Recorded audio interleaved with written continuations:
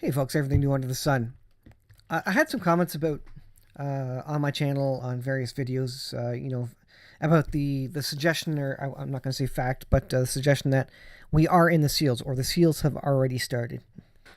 And I wanted to take a look at that because it's kind of interesting. Now, this is going to be kind of quick and dirty about Revelation 6, but we're going to just talk through it briefly and the potential implications from it. Now, the assumption is that the seals are chronological. The other assumption is that the seals do not start until the 7-year period, and some people believe we're in the 7-year period. Some people believe the 7-year period hasn't started. But the question is, could we see or be in the middle of the opening of the seals, specifically the first seal? Now, we're looking at Revelation 6. Revelation 6 verse 2. And I saw, now this is blueletterbible.com, and I saw, and behold, a white horse, and he that sat on him had a bow, and a crown was given to him, and he went forth conquering and to conquer. And so the question is, I don't know if you can see that, but the question is that, can we prove that that's occurring right now? And I think this one. This is an interesting page. This is from evidenceunseen.com. There's three options. The rider on the white horse is Christ. The rider is symbolic of all Christians spreading the gospel. Or option 3, the rider is the Antichrist. Now, the common belief is that the rider is the Antichrist. So the rider is Christ. Advocates of this view point out that the Lamb Jesus was mentioned closely in context. The figure rides a white horse, which also fits Christ's second coming when he comes in judgment. The symbolicness. Advocates of this view make a number of observations. First, the term Nikeo, conquering and to conquer, is positive 13 of 15 times in its use in the book of Revelation. Up until the point in Revelation, it has been consistently positive. Second, the victor's crown, Stephanos, was promised to believers earlier in the book. Third, this view correlates with the gospel reaching all nations, which was also predicted as a precursor by Jesus. While this isn't the view of this author, it is plausible this author holds to the third view. So symbolic of all Christians spreading the gospel. Again, conquering and to conquer, with the gospel, something like that. I don't know. It doesn't quite make sense to me. The third option, though, does, because there are later verses where the Lord actually returns. The second coming actually happens. So the third option is that the rider is the Antichrist, someone masquerading as Christ, but not coming with any firepower, effectively. He comes with a bow, but nothing else. First, the archangel commands this figure to come. This hardly fits the notion that the figure is Christ. So if it was Christ Jesus, no one would be commanding this rider on the white horse to come. So Christ is greater than the angels. Second, John says a crown was given to him. This implies that he doesn't have the authority in and of himself. Of course, Jesus Christ is God, 3 in 1, and so he doesn't need a crown given to him. He already has the authority. It says, instead, God gave him this authority. This conception of delegated authority fits with the second angel in verse 4. It was granted to take peace from earth, and a great sword was given to him. And a fourth angel of verse 8, authority was given to them. This also fits with chapter 13, where God allows the beast to make war with the saints and overcome them. So it does seem that this rider is not Jesus, not Christ. It goes on. Third, the rider carries a bow, while Christ carries a sword. So that's kind of a key indicator, a key differentiator. Fourth, the context of the passage deals with other riders. So there's 3 other riders. Who are they? Are there other, Christs coming on different horses? Or is Christ coming on 4 different horses? It doesn't make sense, especially when you look at the result of the other horses. It speaks of, they're clearly not Christ or even godly angels. So it seems like they're bad, demonic of some sort.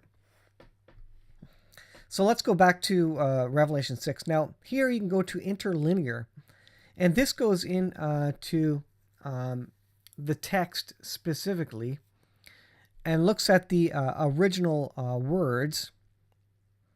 Let's see. And so if you look at the main words, there's two words I want to bring. Well, first, white, leukos. That's interesting. Leukos in the Greek there. Leukos means a light, bright, brilliant from whiteness, of garments of angels and those exalted to splendor of heavenly state. Now, so this, this is a good reason why maybe people think, well, maybe he's Christ because he's wearing something that is brilliant light. But we know that Satan comes as an angel of light, and so he masquerades as good, but he is bad. The next thing that we often talk about is, let's see, the bow. So let me scroll up here. So the bow. Now, many people say, well, you know what? Bow in the Greek is toxon, and that means a toxin. So let's look at this toxon. It's pronounced toxon. So again, it says, let's see. It doesn't really give a definition. Oh yeah, from the base, a bow. Apparently as the simplest fabric. Bow. So there you go. That's kind of the definition of that. So it doesn't mean toxin. Toxin is different, obviously. So if you look up toxon, of course, it doesn't translate to an English word. It's not toxin as in COVID or some poison or something else, right? So that's not what we're talking about there. Well, you can't see the translation when I'm clicking on it, but anyways. So that's kind of a place that people are stretching to understand what toxon means. But maybe God can have a play on words, and we understand it differently in the English language. What does it look like in Japanese or something? What's their word for poison? Does it sound like toxon? I don't know. But that's kind of one reason why people say, well, that's the pandemic. That's COVID right there. Toxon, poison. Now, the next thing is crown. And, of course, the whole idea of corona. Corona means a crown. And let's just, let me a second here. It's going to go like that. Corona definition. And let's just bring it up here. So this is Merriam-Webster reveal this here. Corona. What does corona mean, as it relates to coronavirus? A faintly colored luminous ring or halo appearing to surround a celestial body when viewed through haze or thin cloud. So people say, well, corona, this person on the white horse who's coming to conquer and to conquering and to conquer, that's coronavirus, corona, because the crown, right? Again, though, the original word is Stephanos. And Stephanos here, let's see, Stephanos, and it does mean crown. So that's what our understanding of it is. A mark of royal, exalted rank, a wreath, interesting, a wreath, a garland that was given a prize to victors in public games. But as I've heard it before, as I've heard it referred to before, it doesn't refer to a kingly crown, but a crown that you've won. And Jesus doesn't win the crown. He owns the crown. It's not something he wins or he attains. He just has it. So it's a different sort of thing in terms of this idea of a wreath or garland. So is it a kingly crown? Maybe further review needs to have there. Back to this toxon. I wanted to take a look at the root etymology, which is... I can't even pronounce that, but tikwa. And this is interesting. Again, back to the bow rather. Tick-toe. And this is interesting. So the bow is referring to, means to bring forth, bear, produce. A woman giving birth. Interesting. When you look at, the Christians that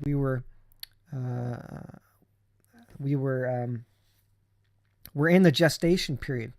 I think that's how Scotty puts it. The word is escaping me. But we will be birthed when we are raptured. The body of Christ will be birthed fully and completely, will be done, will be done baking in the oven, if you will, when Christ takes us out of here. Right now we're growing as a church in the womb. So the bow apparently speaks of woman giving birth and the earth bringing forth its fruits, which is interesting. So this rider brings a bow. There's no arrows in the bow, but there is some sort of birth happening, and fruits. You talk about Christ being the first fruits. Does something related to this happen to the church? Is there some sort of rapture indicated in some proximity to this person? Maybe it's the seals. They happen all in quick succession, and shortly after, this is a woman giving birth, but shortly after we will be birthed as the body of Christ. So maybe there's a reference there. It's interesting, I think, to look at. So back to the crown. We spoke about the crown, and that's certainly an interesting idea there of what type of crown it was. And like I say, you can go into this further and look at it. Let's see. We looked at that. What was this? Nikeo. Yes, to conquer. So if we go back and look at, the rider on the white horse, and let's read it again. And I saw, behold, a white horse, and he that sat on him had a bow, Toxon, giving birth, something like that, and a crown, corona, Stephanos, a wreath, something that you win, was given. That crown was given to him. Just like the command to go in, the authority to go in and to conquer and to conquer. And so there was something given to this particular person. Remember, Jesus, God, doesn't have anything given to them. They own everything. They own everything. He owns everything. There is nothing that anybody can give him. He has it all. It's all his. He created it.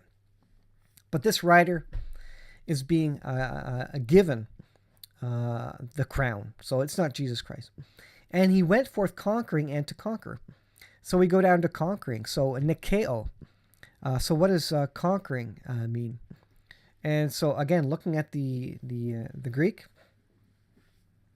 it says to conquer, to carry off the victory, come off victorious, of Christ victorious over all his foes, of Christians that hold fast their faith even unto death against the power of foes. When one is arraigned or goes to law to win a case, maintains one cause. So this rider comes and conquers, in the several meanings of conquer, he went forth conquering and to conquer. So he went forth conquering. He conquered something, and he was also he came to conquer. But apparently he didn't finish conquering everybody. So I wonder if that means that he didn't conquer the Christians, and he certainly hasn't conquered Jesus Christ. But he came. That's why he came. He was given a crown to come, but he hasn't completed that. Now, that's interesting, and you can't make anything dogmatic out of that. But that's interesting. Now, as we look at the verses again, the suggestion is, well, maybe we're in there. Maybe maybe this whole pandemic is basically a description of verse 2 in Revelation. Let's go to the full list of verses here. I want to, let's see, get rid of that. There we go. So again, verse 2, and behold, I saw a white horse, and he sat on him, and he that sat on him had a bow, and a crown was given to him, and he went forth conquering to conquer. Now, if this is chronological, if this starts at the beginning of the 7-year period, what would we expect would be next? And when he had opened the second seal, so there seems like a chronological progression of opening the seals, and when he had opened the second seal, I heard a second beast come and see. And there went out another horse that was red, and power was given unto him that sat thereon to take peace from the earth, and that they should kill one another, and there he was given unto him a great sword. interesting that the famine comes after that. First you have COVID, and then you have riots in the streets. You have uprisings. People don't like mandates. You have people fighting each other, clashes, protests, all these things, and war breaking out because of the frustration and all the things, the totalitarianism and the police. You could look at that and you could say, well, maybe that's kind of the next step that this evolves into, that this pandemic evolves into. I think they all kind of happen and mix and all at the same time. And we're seeing all these things. And though it may not be the absolute fulfillment of all these, I think we're starting to see these. So the next thing after the pandemic maybe is that everybody starts to kill one another. The love of many grows cold, right? And then after that, once that happens, I mean, the whole economy comes to a halt if everybody's killing each other and fighting around the world, and countries are fighting against countries. And by the way, pay attention to what's happening in Russia and Ukraine. There's a battle on the borders there. Pay attention to Israel and Iran. Seems like there is maybe a war brewing there that they're getting ready for. And they had been for a while, but talk is increasing again. They're putting together a plan. So again, this is for another video, but Revelation chapter 6, verse 4, we can start looking at the translation, the original root meanings of the words, the etymology of the words. And maybe this will be the next thing. But it's hard to say until the event actually takes place and you can look back on it and say, okay, here's this word. It means this. What do we see in the world? Does it match up? Does it correlate? And we might be able to say yes or no to that. But anyways, I'm going to leave it there. I'm not going to go too far. This video is long already. But the next thing you'd see is people killing each other and hatred and fighting, nation against nation, kingdom against kingdom. And then quickly after that, there would be the famine, and then the fourth seal, death, and great persecution, I think, all through here. So interesting to take a look at kind of the root words there, the original language, and to understand what it means, and to say, what could it mean? Is COVID Revelation 2, and are we in the middle of it, or did it just, occur, and we're kind of at the tail end, heading into the second horse, the red horse of the four horsemen of the apocalypse. So something to think about, guys. Thanks for watching. Let me know in the comments, and if you guys put a bunch of comments there, let me know what you think, and maybe I'll do a comments on comment video about it. All right, thanks a lot. We'll talk to you in the next video.